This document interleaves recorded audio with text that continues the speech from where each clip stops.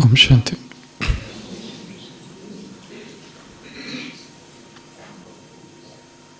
एक बार सभी भावनाएं और संवेदनाएं, फीलिंग्स एंड इमोशंस छुट्टी मनाने के लिए एक टापू पर गए।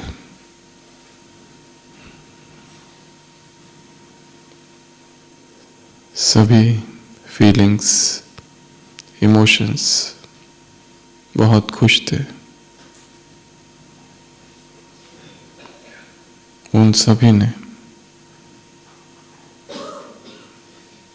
पूरा दिन बिताया उस टापू पर और अचानक घोषणा हुई, तूफान आने वाला है। और ये खबर बिजली की तरह फैल गई और सभी इमोशंस अपनी अपनी नाव की तरफ भागने लगे। चारों तरफ अफरा तफरी मच गई। सभी फटाफट अपनी अपनी नाव पर चढ़ गए वापस जाने के लिए, क्योंकि तूफान आने वाला है। परंतु उसमें से एक फीलिंग थी प्रेम, लव। उसे कोई जल्दी नहीं थी, क्योंकि उसे तो कई रिक्त हृदय को भरना था। उसे तो कईयों की प्यास बुझानी थी। वो पीछे रह गया और जब वो पहुंचा तो देखा सारे नाव, जितनी नावें थी सब भर गई है। उसके लिए कोई भी नाव शेष न रही। उस लव ने प्रॉस्पेरिटी अर्थात समृद्धि जिस नाव पर बैठी थी उससे पूछा, क्या मैं तुम्हारी नाव में आ जाऊं? तो समृद्धि ने कहा, ना, जगह कहाँ है? मेरी नाव में तो अनगिनत हीरे, मोती, ये सब मैंने रखे हैं, तुम्हारे लिए कोई जगह नहीं। वो प्रेम दूसरी ओर देखता है और जिस नाव में अहंकार सवार था उससे पूछता है, मेरे भाई अहंकार, क्या मैं तुम्हारी नाव में आ जाऊं?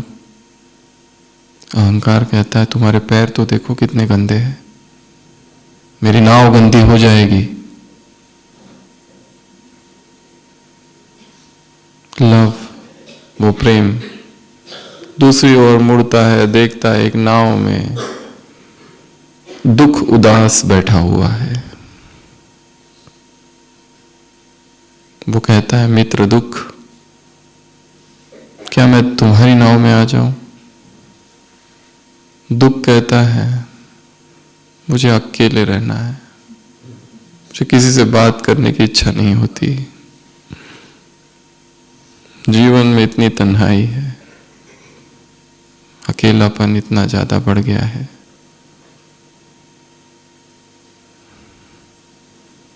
मुझे अपने दुख के साथ अकेला ही रहना अच्छा लगता है।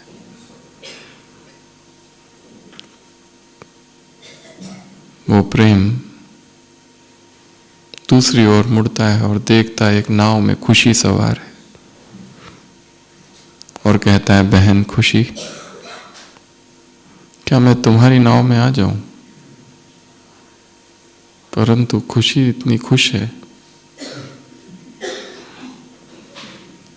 अपनी खुशी में कि खुशी को तो आवाज ही सुनाई नहीं देती।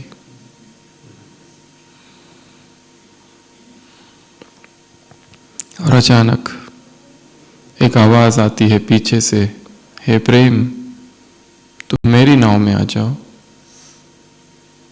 लव देखता है, चेहरा अपरिचित सा है, कभी देखा नहीं पहले, पर कृतज्ञता पूर्वक प्रेम उस नाव में सवार हो जाता है और वो नाव चालक उसे उस टापू से सुरक्षित स्थान पर पहुंचा देते। उतरने के बाद वो प्रेम पास बैठे ज्ञान से पूछता है, ये कौन था जिसने मुझे उतारा? ये किसकी नाव थी? आप सबसे प्रश्न है, वो कौन होगा?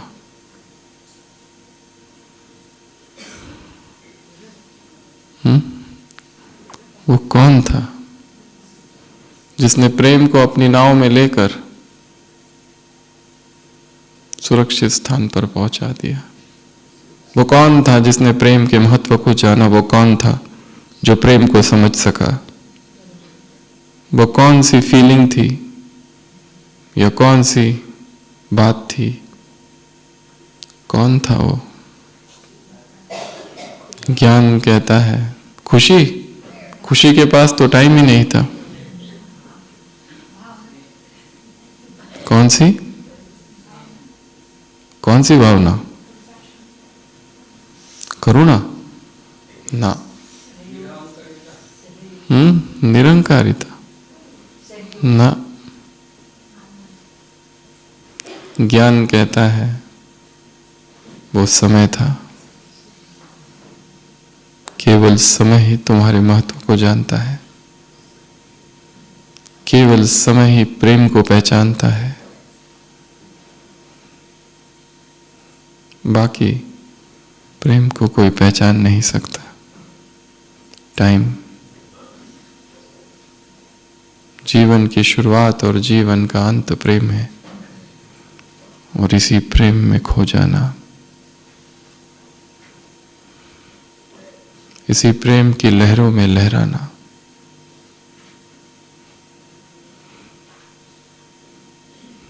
इस प्रेम के सागर में समा जाना।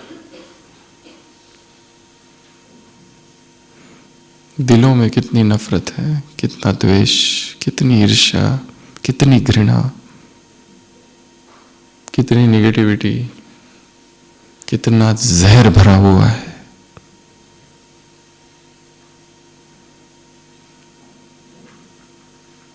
इसलिए प्रेम इमोशन नहीं, प्रेम ऊर्जा है। प्रेम फीलिंग नहीं, प्रेम शक्ति है। प्रेम प्रवाह है। प्रेम जीवन की गति है। प्रेम जीवन का श्वास है।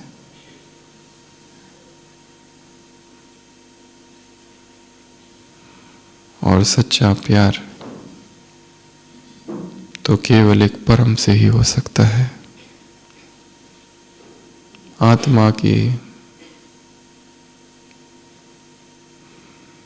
सबसे गहरी प्यास प्यार की है। सबसे गहरी भूख स्नेह की है।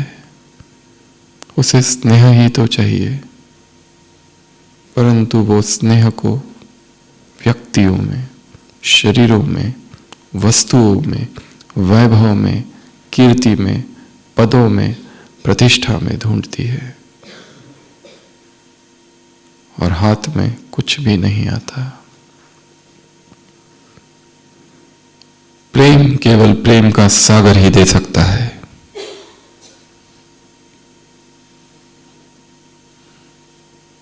बाकी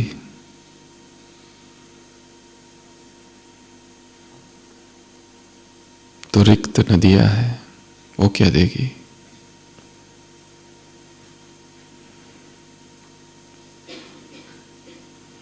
और इस प्रेम के महत्व को समय जानता है, भगवान जानता है। हम मनुष्यों से प्रेम करते हैं, परंतु क्या वो हमारे प्रेम के महत्व को समझते हैं? कभी समझा उन्होंने? हमने उनके लिए क्या कुछ नहीं कर दिया।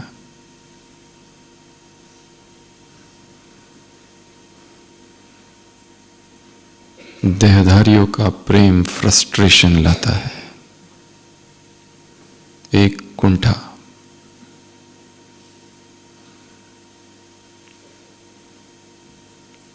इसलिए आत्मा जब तक उस प्रेम से सराबोर नहीं हो जाती, उस ईश्वरीय प्रेम में खो नहीं जाती, तब तक उसे तृप्ति भी नहीं मिल पाती। आत्मा प्यासी की प्यासी रहती है और ये प्यास कोई भी मिटा नहीं सकता। ये रियलाइजेशन,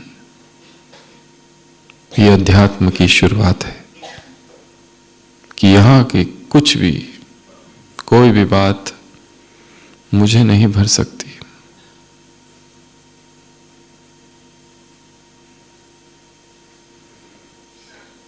कल की अव्यक्त वाणी, उसमें एक छोटी सी लाइन है,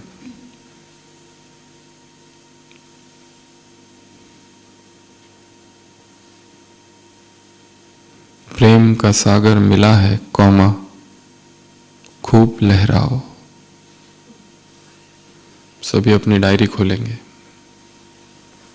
उसमें इसको लिखो। जिनके पास डायरी पेन नहीं है वो मोबाइल में लिखे, अभी लिखो, 5 बार लिखेंगे। प्रेम का, प्यार का सागर मिला है। सभी लिखेंगे, देखना नहीं है इधर, खोलो डायरी, अभी लिखो, पेन से या मोबाइल पर से 5 टाइम्स। अगर नहीं है तो बाजू से ले लो कागज। प्यार का सागर मिला है कौमा, खूब लहराओ। प्यार का सागर मिला है। सुलेख में लिखो, स्वच्छ अक्षरों में लिखो। एक एक अक्षर लिखते समय संपूर्ण एकाग्रता हो। सभी लिखेंगे,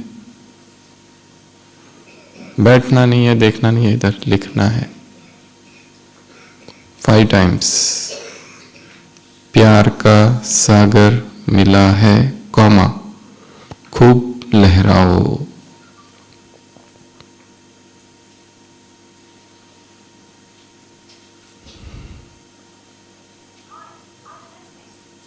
हमारे स्वच्छ अक्षर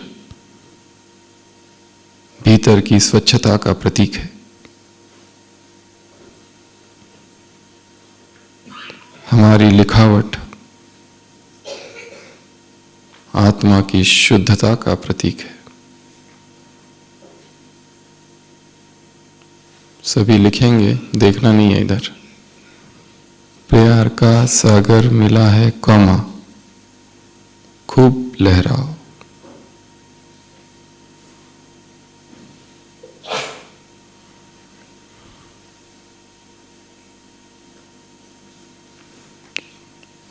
तो कल सुबह की अव्यक्त वाणी और कल शाम की भी एक अव्यक्त वाणी है और आज साकार की भी एक मुरली है।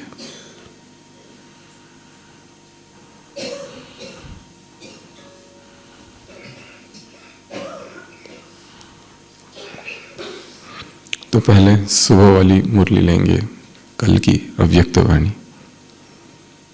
तो कल बाबा ने क्या क्या कहा? 18 जनवरी की मुरली है।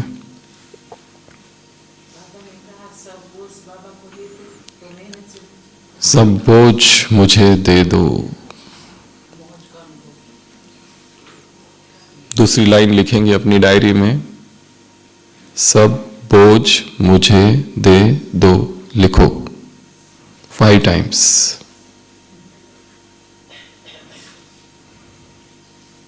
सब बोझ मुझे दे दो। सुलेख स्वच्छ अक्षरों में, सब बोझ मुझे दे दो।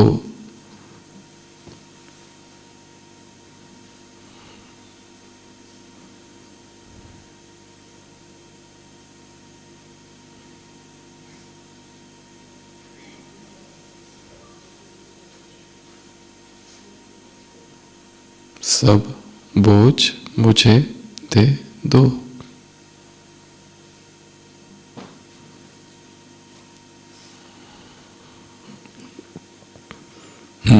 और क्या क्या कहा कल की मुरली में? सुबह की अव्यक्तवाणी, शाम की नहीं। तुम बेफिक्र बादशाह हो। और क्या कहा? संगम पर ही उसकी सभा होती है। मेहनत को मेहनत मुक्त और बाप के स्नेह को स्मृति में रखो और प्यार में खोए रहो और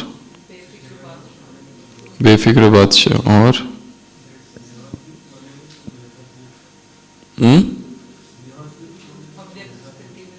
अव्यक्त स्थिति में रहो और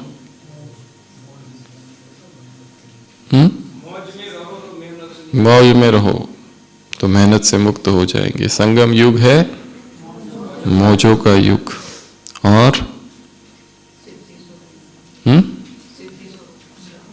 सिद्धि स्वरूप और दृढ़ता। ज्यादा समय हो गया इसलिए मुरली उड़ गई, टाइम ज्यादा हो गया ना, 24 घंटे से ज्यादा हो गया। सेकंड में विस्तार का सार और मन का बैच और अपने चेहरे और चलन से बाप को प्रत्यक्ष करने वाले साक्षात्कार मूर्त। बाप को प्रत्यक्ष करने वाले साक्षात्कार मूर्त, चेहरे और चलन से। कल शाम की मुरली, कितने महीने में करना है ये कार्य? कल शाम तक। कल की अव्यक्तवाणी शाम की शांतिवन में जो चली, कितने मास में करना है ये कार्य? होमवर्क है टोटल 6 मंथ्स का। दिसंबर, जनवरी, फरवरी, मार्च, अप्रैल, मई, 6 मंथ्स। 6 महीने का कार्य दिया ना कल। चैलेंज, तो 6 मास में ये कार्य करना है। कौन सा? माया के चैलेंज को मैं विजयी हूँ। माया के चैलेंज, मैं कौन हूं? विजयी हूं।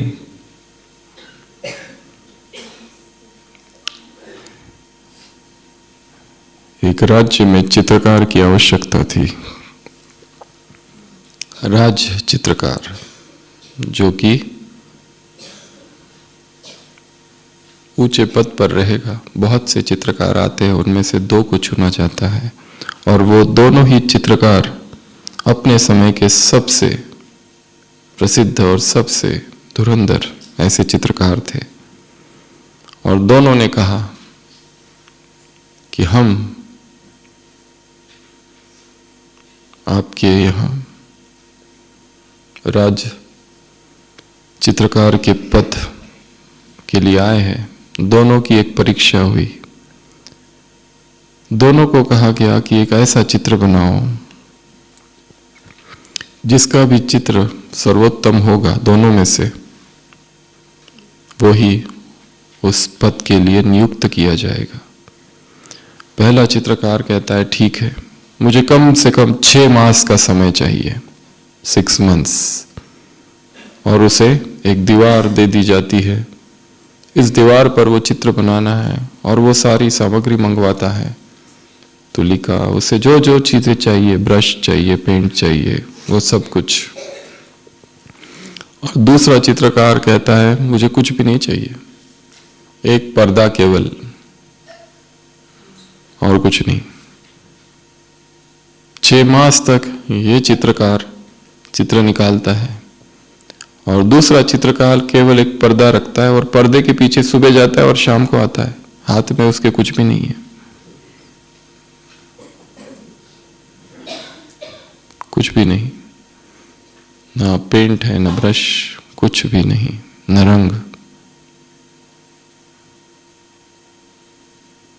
लोगों को आश्चर्य होता है ये कैसा चित्रकार है और कौन सा चित्र ये निकाल रहा होगा और भीतर क्या करता है किसी को ही नहीं पता।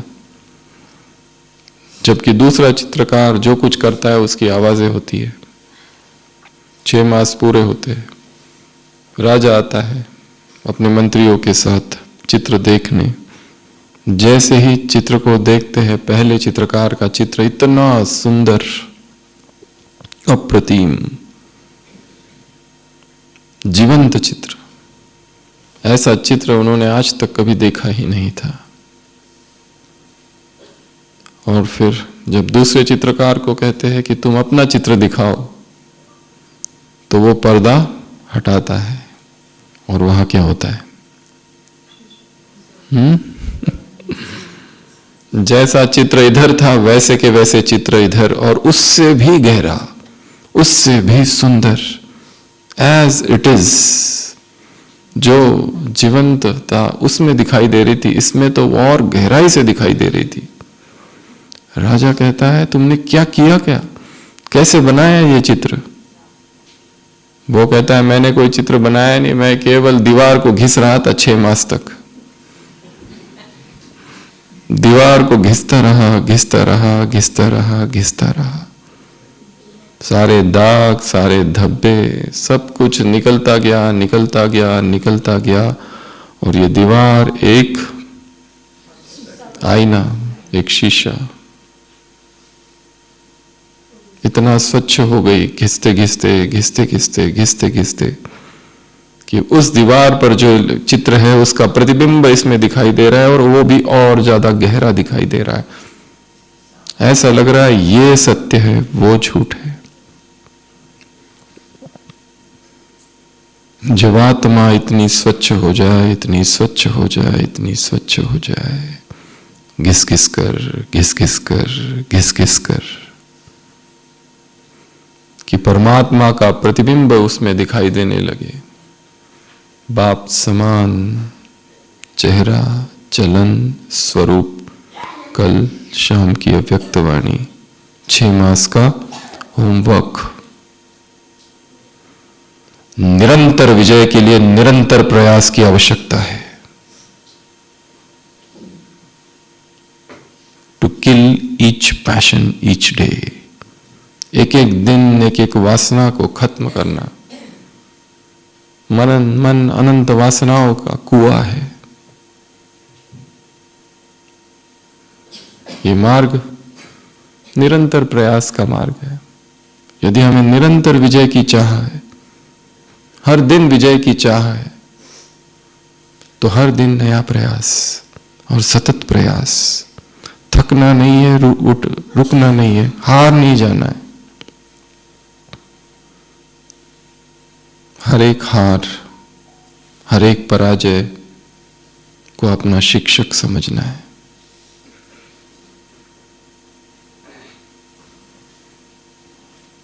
Your best teacher is your last mistake.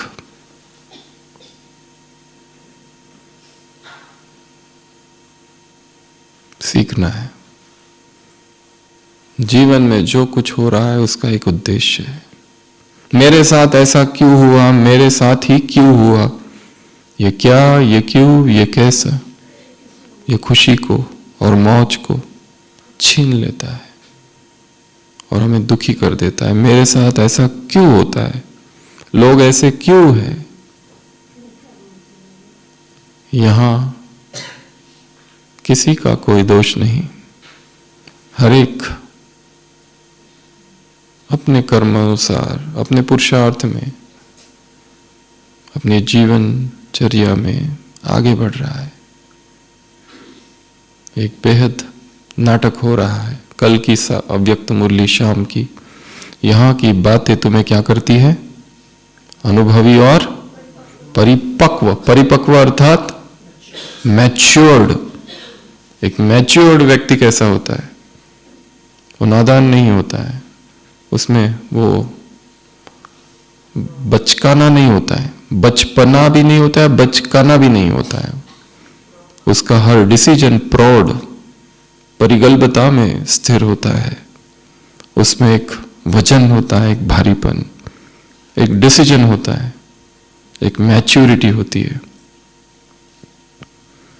तो इन बातों ने हमें मैच्योर्ड बनाया है, इन बातों ने हमें सिखाया है, हर गिरने ने हमें सिखाया है। इसलिए गिरकर वो पश्चाताप का भाव, वो गिल्ट कॉन्शियसनेस, इसी भाव को अगर हम रखते रहे तो आगे नहीं बढ़ सकेंगे।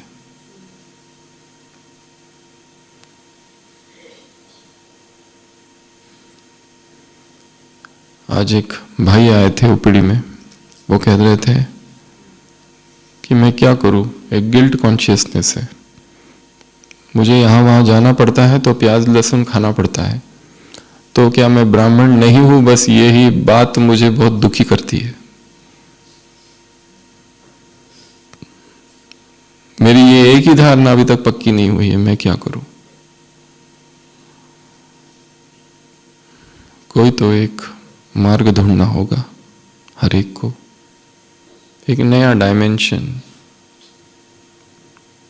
जिस डायमेंशन में हम हैं उससे बाहर निकलकर किसी और क्षेत्र में प्रवेश कर वहां से उस समस्या को देखना होगा।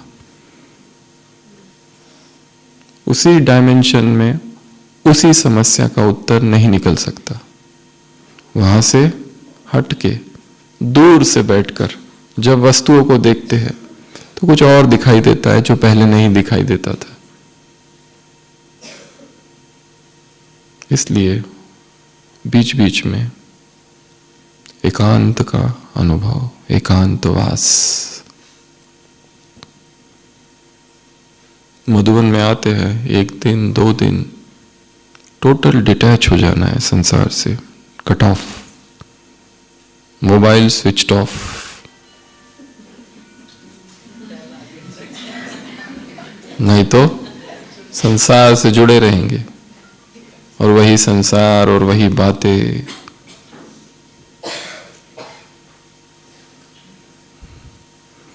तो कल सुबह की अव्यक्त वाणी, और क्या कहा था बाबा ने? रॉयल संस्कार द्वारा सर्व आत्माओं की विशेषता देखने वाले रॉयल आत्मा। और क्या कहा था? मुरली का बताओ, वरदान छोड़ दो। वरदान, स्लोगन, अव्यक्त इशारे, मुरली। ड्रिल कितने मिनट की? 2 मिनट की। और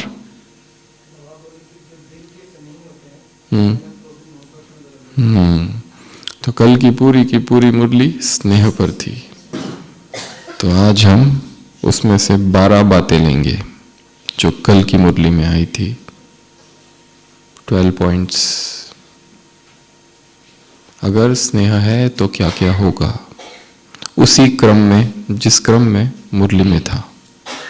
यदि स्नेह है, बाबा ने मालाएं भी देखी ना 4, तीव्र पुरुषार्थी, और तीसरे कभी पुरुषार्थी है तो कभी तूफानों में भी है, और चौथे पुरुषार्थ में है ही नहीं, किसी और ही जगत में है, वो कंप्लेंट्स की जगत में है। उन्हें हर चीज में दोष दिखाई देता है, ये ठीक नहीं है, वो ठीक नहीं है, ये भी अच्छा नहीं है, वो भी अच्छा नहीं है, कोई भी तो नहीं कर रहा है, हम क्यों करें? वो भी एक है।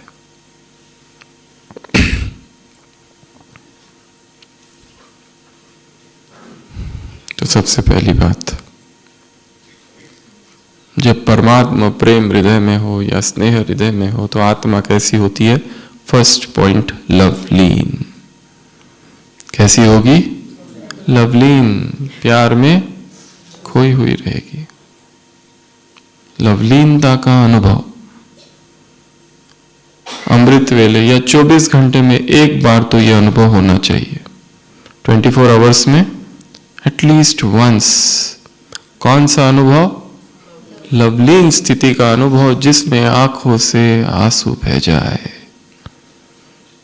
प्रभु प्रेम के, निश्चल,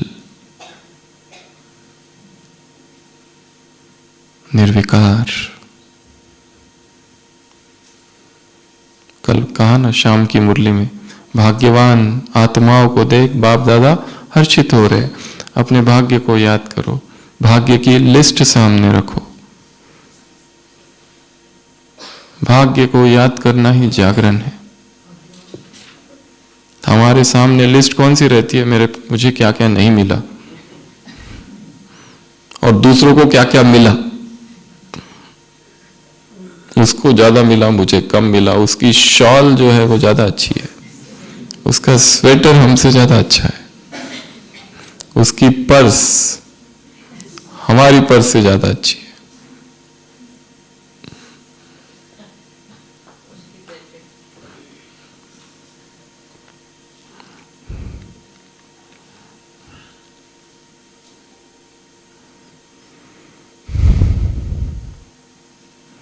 तो सबसे पहला लवलीन क्या करना है? अनुभव। कैसे अनुभव करेंगे?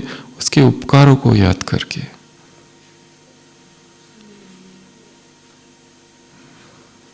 कि तुमने क्या क्या दे दिया। यदि तुम न मिलते, इस समय कहां होते? अभी 9 बजे रात को अगर बाबा के पास ना होते तो क्या कर रहे होते बताओ? टीवी और मार्केट घूम रहे होते, या बाहर कहीं खा रहे होते, या तो लड़ाई कर रहे होते। भगवान ने कितनी ऊंची ये जिंदगी दी है। उन उपकारों को याद करना है। ये जीवन वैसे भी व्यर्थ है, याद चला जाता है, काम तो आ रहा है।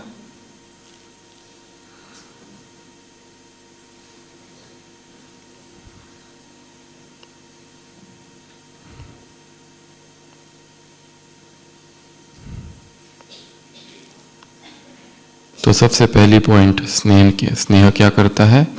लवलीन। दूसरा, मेहनत से मुक्त। जहां स्नेह है वहां मेहनत नहीं। जहां स्नेह है वहां कौन कौन सी बातें नहीं है? ऐसी 20 बातें बताओ। जहां स्नेह है वहां मेहनत नहीं, मोरली में आ गया।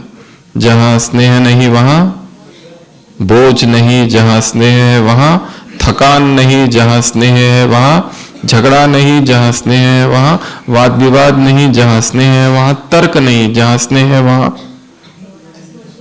बोलते जाओ, कंफ्यूजन नहीं। जहां स्नेह है वहां स्वार्थ नहीं। जहां स्नेह है वहां नफरत नहीं। वाह, कितनी अच्छी बात है। अच्छी बात है ना? नहीं तो हृदय में, दिलों में नफरतें है एक दूसरे के प्रति। जहां स्नेह है वहां दर्द नहीं होता है। जहां स्नेह है वहां क्रोध नहीं। जहां स्नेह है वहां समयातीत हो जाते, समय का कोई भान नहीं रहता। जहां स्नेह है वहां ईर्ष्या नहीं। जहां स्नेह है वहां कुछ और बताओ, इमोशंस नहीं। दूसरा, वहां कोई कंप्लेंट नहीं। जहां स्नेह है वहां कोई डर नहीं है। ये तो बहुत पावरफुल पॉइंट है। कौन सी एक चीज है जो हमें तीव्र पुरुषार्थी बनने से रोकती है? डर। पहले एक वो दुनिया थी जब ज्ञान में चलते थे, तो वो दुनिया डराती थी कि नहीं नहीं उधर नहीं जाना, वो अच्छे लोग नहीं है, वहां जो जाता है वापस नहीं जाता, आता है। वो सुरमा लगाते हैं, वो आंखों में जब देखती है ब्रह्मा कुमारी बहन तो क्या कर देती है? जादू। पति पत्नी बनकर जाते हो, भाई बहन बन के वापस आते हो। इसलिए बिल्कुल नहीं जाना, ना ना ना ना। तो ये था एक पेपर। यहां आने के बाद सेम पेपर आएगा। एक है पुरुषार्थी, एक है गैर पुरुषार्थी। तो उधर से जब उधर जाओगे तो भी सेम विरोध का सामना होगा। इसलिए तीव्र पुरुषार्थ के मार्ग में भय एक बहुत बड़ी बाधा है। लोग क्या कहेंगे? पहले कहते ना, अच्छा तुम भी आ गए उनके चक्कर में, अच्छा तुमको भी लग गया, ऐसे ही बोलते थे ना जब ज्ञान में आते थे। जब हम ज्ञान में आए थे तो एक भाई मिले, मतलब लौकिक दूर वाले, वो कहते अच्छा तू तो अच्छा था, ये कैसे हो गया? तुम तो ठीक थे ना, मतलब ये क्या हो गया, मतलब कैसे हुआ ये, जैसे बहुत बुरा हो गया, अचानक कैसे हो गया ये।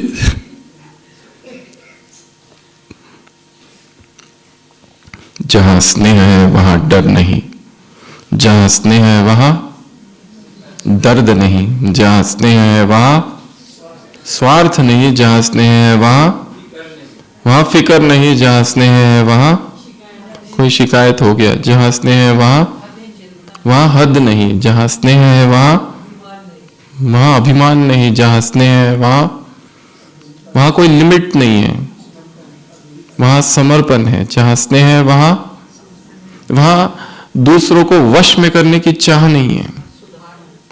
नहीं तो संसार का जो प्रेम होता है वो कैसा होता है, अधिकार होता है, दूसरों पर अधिकार जमाता है। अब मैं तुमसे प्यार करता हूं, तुमको ये करना पड़ेगा जबरदस्ती, अगर तुमने नहीं किया वो कंडीशनल होता है, कंडीशंस होती है। पर ये जो प्यार है ये हदों से परे है। तो जहां स्नेह है वहां मैं नहीं, मैं गिर जाता है स्नेह में। खलील जिब्रान की कविता है, एक प्रेमी आता है, द्वार पर दस्तक देता है, कहता है, प्रेमिका अंदर से पूछती है तुम कौन हो, वो कहता है मैं तुम्हारा प्रेमी। अच्छा अभी तक मैं है, तो फिर मैं नहीं हूं। वो फिर जाता है, फिर ढूंढता है, वो कहती है जाओ वापस आना, वो वापस आता है, फिर पूछती है कौन, वो कहता है प्रेमी। मैं नहीं कहता है, प्रेमी अभी भी है, जाओ वापस। फिर आता है, अंदर से आवाज आता है कौन है, कोई आवाज नहीं, द्वार खुलता है। जहां प्रेम है वहां मैं गिर जाता है, जहां प्रेम है वहां मोह नहीं होता है, क्योंकि मोह तो विकार की श्रेणी में आता है, प्रेम दिव्य गुणों की श्रेणी में आता है। जहां प्रेम है वहां आसक्ति नहीं, वहां लगाव नहीं, वहां अटैचमेंट नहीं। जहां प्रेम है वहां शरीर नहीं, वाह, क्योंकि प्रेम अशरीरी है। Love is bodiless. संसार का जो प्यार है उसमें क्या होता है, तुम मुझे शरीर दो तो मैं तुमसे प्रेम करूंगा। वासनात्मक प्रेम है वो प्रेम है ही नहीं, व्यापार है। प्रेम वो तो दुर्गंध है, प्रेम सुगंध है। तो सबसे पहली पॉइंट, जहां प्रेम है वहां लवलीन। दूसरी बात, मेहनत से मुक्त, परिश्रम नहीं। जहां प्रेम है वहां संघर्ष नहीं, स्ट्रगल नहीं, आर्गुमेंट नहीं, डिबेट नहीं, तनाव, स्ट्रेस, टेंशन। ऑफिसों में कितना स्ट्रेस होता है, मीटिंग्स में, क्यों? Something is missing. और जहां प्रेम नहीं वहां हीलिंग भी नहीं होती है। जिस पेशेंट के मन में कंप्लेंट भरी होती है वो जल्दी ठीक भी नहीं होता है, और जो पेशेंट बहुत कृतज्ञता से भरा हुआ होता है, प्रेम से भरा हुआ होता है, उसकी बीमारियां भी बहुत जल्दी ठीक हो जाती है। जो यही सोचते रहता है मेरे साथ ऐसा क्यों हुआ, मेरे साथ ऐसा क्यों हुआ, मेरे साथ ऐसा क्यों हुआ, ये मुझे गलत इंजेक्शन दे दिया, गलत दवा दे दी, ये कर दिया, वो कर दिया, ये डॉक्टर ठीक नहीं, वो डॉक्टर ठीक नहीं, ये नर्स ठीक नहीं, यहाँ के लोग ही ठीक नहीं। इतनी कंप्लेंट्स, इतने कंप्लेंट से भरे हैं, उनका ठीक होना बड़ा मुश्किल है। मेडिकल में एक स्टडी हुई थी, जो नॉन हॉजकिन लिम्फोमा, एक कैंसर होता है, ब्लड कैंसर लिम्फ नोड्स का, उसमें कीमोथेरेपी की रिजिम होती है, इपॉक रिजिम, EPOC, ऐसे H अलग अलग दवाइयों के नाम है, प्रेडनिसोलोन, ऐसे अलग अलग ड्रग्स के नाम है। तो बहुत सारी स्टडीज हुई थी, ये कीमोथेरेपी की रिजिम है, इस रिजिम का नाम है इपॉक रिजिम। एक डॉक्टर ने क्या कर दिया, उस शब्दों को इधर उधर कर दिया, इपॉक के बदले होप कर दिया उसको, होप रिजिम। दवा वही, H for this, O for वो, P फॉर E फॉर जो भी है, ड्रग्स एज इट इज, पर नाम बदल दिया। और जो भी पेशेंट आते थे उनको कहते थे तुमको होप रिजिम पर डाला जा रहा है, तुम्हारी जो भी कीमोथेरेपी चालू होने वाली है ना उसका नाम है होप। परिणाम चमत्कारी थे।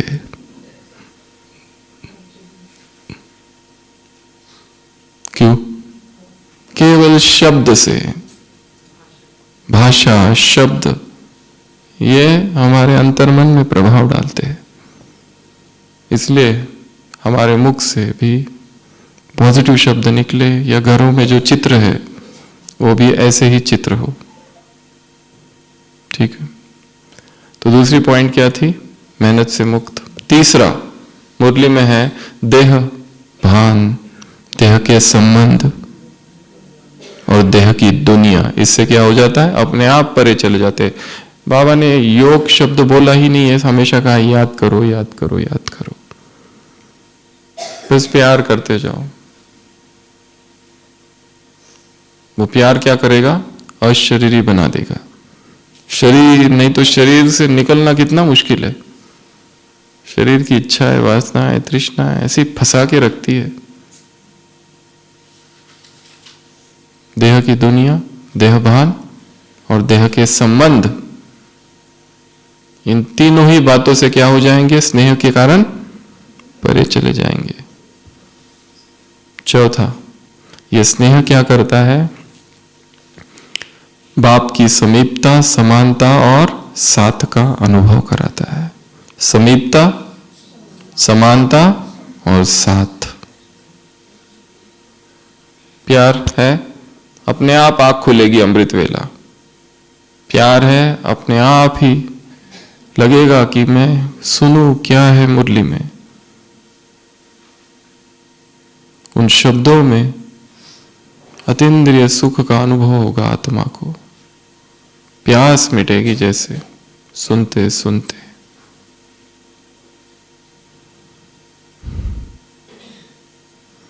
तो चार बातें बताई। पहला, लवलीन, उसका कल सुबह अनुभव करना है। दूसरा,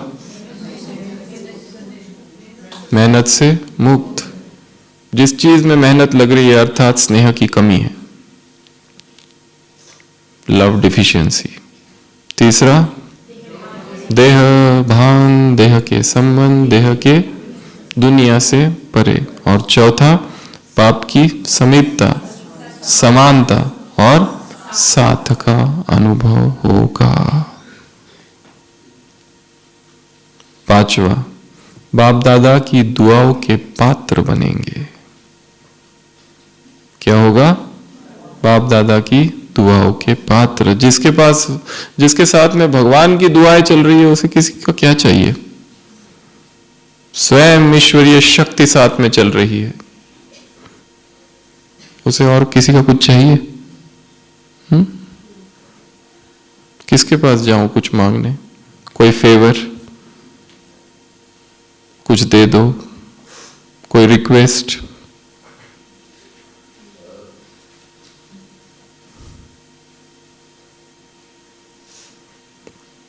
छठवा, असंभव संभव। हर संभव कार्य शुरुआत में कैसा दिखाई देता है? असंभव।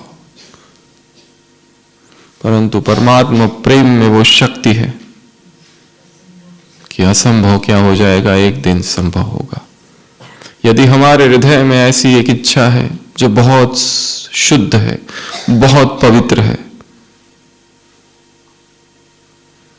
उसे पूर्ण होना ही है,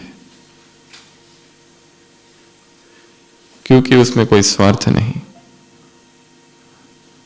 और उस इच्छा में विश्व कल्याण समाया हुआ है। ऐसी कोई बहुत अच्छी, बहुत शुभ, बहुत पवित्र इच्छा है। The entire universe will conspire to make it come true. सारी कायनात षड्यंत्र करेगी, साजिश करेगी उस ख्वाहिश को पूरा करने की। घटनाएं ही ऐसी घटेगी अपने आप, अपने आप ऐसे ऐसे लोग मिलेंगे जो हमें इस मार्ग पर आगे बढ़ाते जाएंगे। ऐसे ऐसे लोग हमारे जो जीवन में है, जिनको होना नहीं चाहिए, वो अपने आप छूटते जाएंगे।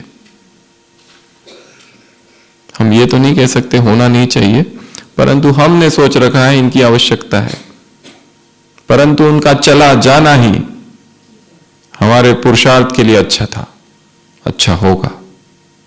इसलिए ये क्यों चला गया, वो क्यों चला गया, ये रोते नहीं रहना है, अच्छा ही हुआ।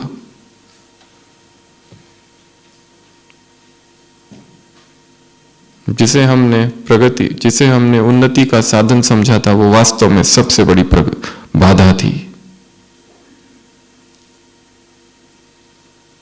इसे समझने के लिए टाइम लगेगा, समय समझाएगा एक दिन।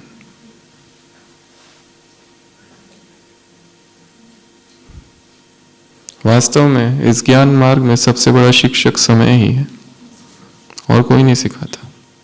योग कहाँ से सीखते हैं हम? कोई किताब से, किसी मुरली से, किसी कमेंट्री से, किसी क्लास से? ना, हर व्यक्ति योग अपने अनुभव से ही सीखता है, और कहीं से नहीं सीखता है। तो असंभव क्या होगा? संभव। 7th पॉइंट, बाप दादा के स्नेह का हाथ। बाप दादा के स्नेह का हाथ का अनुभव होगा कि जैसे किसी ने यहां कोई हाथ है जिसने पकड़ा है, वो ले जा रहा है, हम कुछ नहीं कर रहे। जीवन में ऐसी ऐसी घटनाएं हो रही है जिसमें हमारा कोई हाथ था ही नहीं, किसी का कल्याण हो गया, अरे हमने कुछ किया ही नहीं। क्योंकि भगवान देखता है इस सृष्टि पर ऐसी कौन सी आत्माएं हैं जिनके द्वारा मैं सेवा करूं, कौन सी आत्माएं हैं जिनके मुख से मैं बोलूं, कौन सी आत्माएं हैं जो निमित्त बने असंख्य आत्माओं के कल्याण के लिए।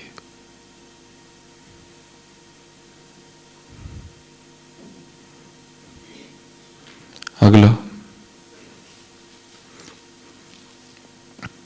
निश्चिंत, निश्चय बुद्धि और निश्चिंत। क्या कर देता है ये स्नेह? निश्चय बुद्धि बना देता है, और क्या कर देता है? निश्चिंत कर देता है। निश्चिंत, कोई चिंता नहीं, कल जो होगा देखेंगे। एक शिष्य अपने गुरु के पास कहता है, जाता है, कहता है क्या मैं करूं जो उस परम से मेरा मिलन हो जाए? गुरु कहता है बस डांस करो, नाच करो, नृत्य करो। शिष्य कहता है नृत्य करो, मैं थक जाता हूं तब क्या करूं?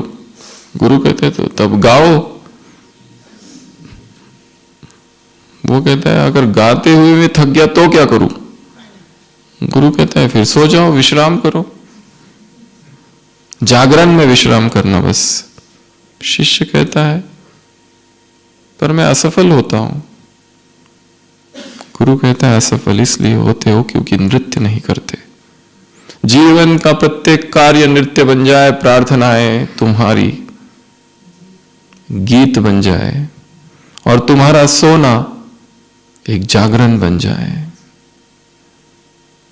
जीवन में संघर्ष नहीं करते रहना है, लड़ते नहीं रहना है, बहना है, प्रवाह है, लय है। चीजों को स्वीकार कर लो और आगे बढ़ो।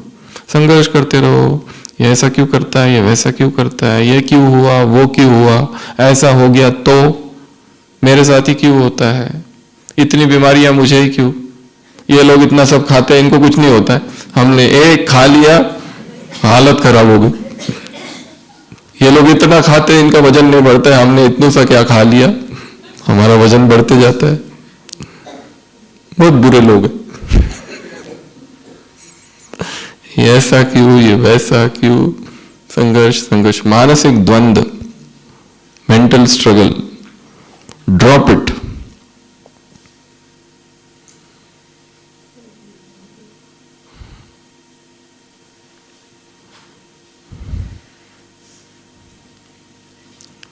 कौन सी पॉइंट पर थे हम? निश्चय बुद्धि, निश्चिंत।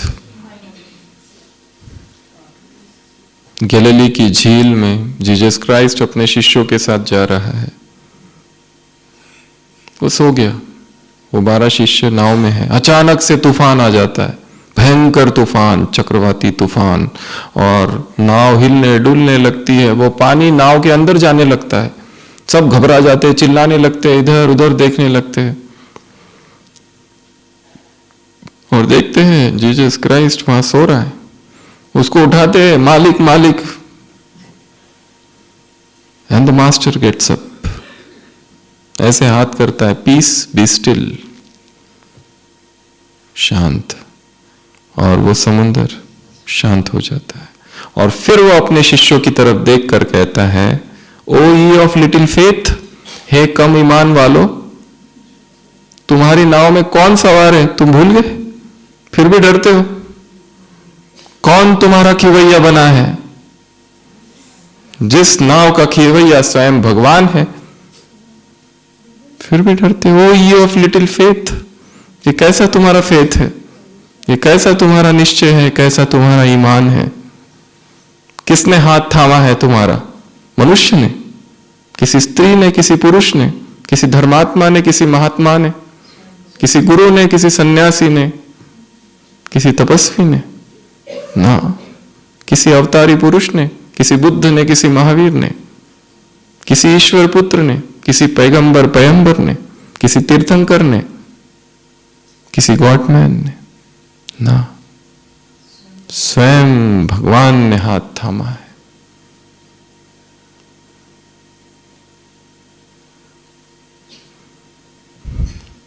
अगला, पुरुषार्थ की स्पीड तेज हो जाएगी। प्रेम क्या करेगा? पुरुषार्थ की स्पीड, रफ्तार को बढ़ा देगा।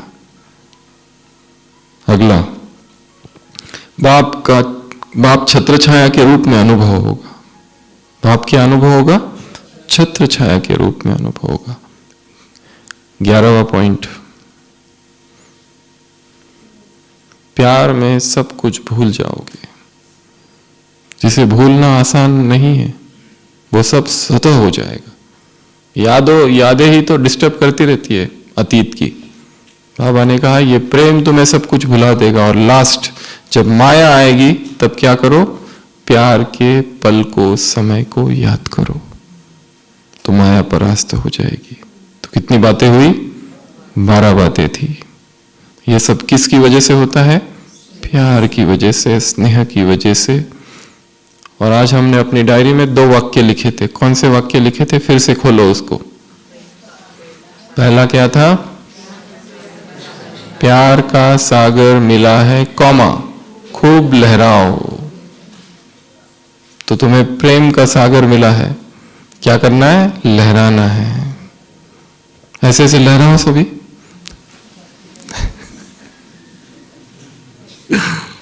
तो प्यार के सागर में क्या करना है? लहराना है। उधर बाबा के कमरे में बैठ के मत करना, बस ये मन से करना है। और रोज की मुरली से कुछ वाक्य ले लेना है और उसको लिखना है अपनी डायरी में। जब हम लिखते हैं, हमारी लिखावट हमारे व्यक्तित्व को दर्शाती है, हमारे विचारों को दर्शाती है। दूसरा वाक्य क्या लिखा था? सब बोझ मुझे दे दो। बाप के बच्चे और मेहनत मुरली में आया है। मेहनत, आश्चर्य भगवान को भी, क्या करते हो? वो जो आश्चर्यों से परे है, वो खुद आश्चर्यचकित है। ये क्या हो गया? How come? ये हुआ कैसे? ये ऐसा भी होता है क्या? तो बाबा ने कहा ट्रस्टी हो जाओ, बस बोझ सारा, पुरुषार्थ को भी बोझ उसको दे दो। मुरली याद नहीं रहती, उसका भी बोझ उसको दे दो। तुम ही करो सब कुछ। लिखने का भी बोझ उसे दे दो, सब कुछ उसको दे दो। ऐसे, हाँ, बाबा ने कहा है मुझे यूज करो। कितनी अच्छी पॉइंट है। बाबा ने क्या कहा है? मैं बैठा हूं, मुझे यूज करो, कोई मेरे से मदद ही नहीं लेता।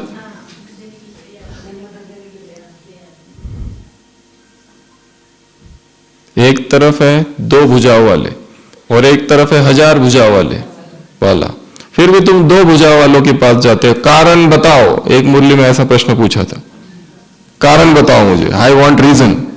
क्यों करते हो ऐसा, क्यों बताओ, अभी क्या कारण है? क्या वो दिखाई देता है, दिखाई नहीं देता, पर जो दिखाई देते हैं वही खतरनाक होते हैं। सबसे खतरनाक तो वही होते। ऐसे कैसे ऐसे कैसे?